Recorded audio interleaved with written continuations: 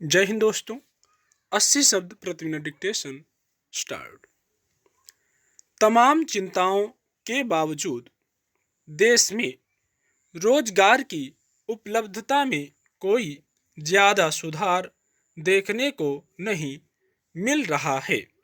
जिस तेजी से पढ़े लिखे नौजवानों की फौज तैयार होती जा रही है, उस अनुपात में रोजगार के नए अवसर नहीं बन रहे हैं।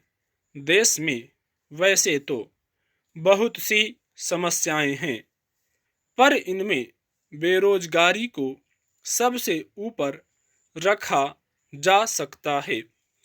विशेषज्ञ कहते भी रहे हैं कि सरकार को आर्थिक विकास के उत्प्रेरक के रूप में कार्य करना चाहिए और इसलिए यह जरूरी हो जाता है कि यह निजी क्षेत्र के साथ पूरा हाथ बटाए। साथ ही यह भी कहा जाता है कि प्रतिभा का मोल हर जगह होता है, पर हकीकत यह है कि देश में प्रतिभाएं उपेक्षित भी हैं। यदि किसी योग्य व्यक्ति को उसकी काबिलियत के अनुसार काम न मिले तो यह एक प्रकार से उसकी प्रतिभा की उपेक्षा ही कही जाएगी। यहाँ यह समझ लेने की जरूरत है कि हर मामले में प्रतिभाएं ही काम की मोहताज नहीं हैं। लोग अच्छे संगठनों में कार्य करने को उत्सुक रहते हैं, तो संगठनों को भी लोगों की जरूरत होती है। एक का काम दूसरे के बिना नहीं चल सकता।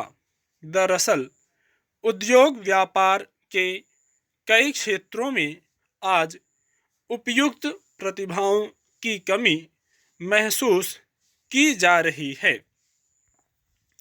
भारत भले गांवों का देश हो और इसकी करीब 2/3 आबादी ग्रामीण क्षेत्र में रहती हो, पर वास्तविकता यह है कि संगठित क्षेत्र में नियोजित व्यक्तियों में वर्चस्व शहरी आबादी का ही है।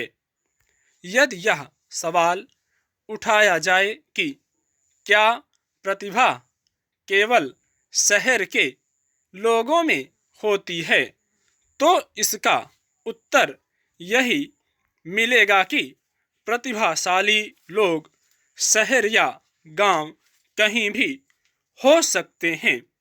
पर यह भी एक सत्य है कि साधनों के बंटवारे में, चाहे ये शिक्षा, उद्योग या किसी भी क्षेत्र से जुड़े हुए हों, देश में शुरू से ही गंभीर असंतुलन रहा है। शहर ज़्यादा साधन संपन्न बने हैं और तमाम परिवर्तनों के बाद भी गांव उपेक्षित बने हुए हैं।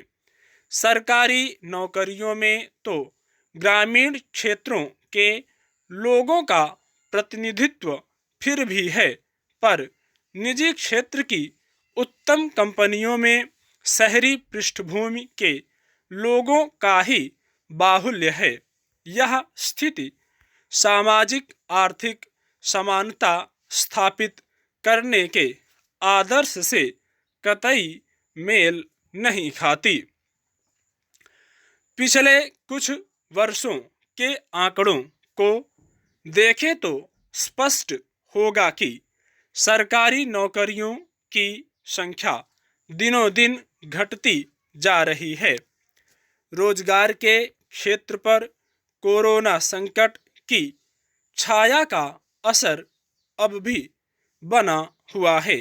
ऐसे में युवाओं के लिए रोजगार के नए अवसरों की कमी तब तक रहेगी जब तक अर्थव्यवस्था पूरी तरह पटरी पर नहीं आ जाती।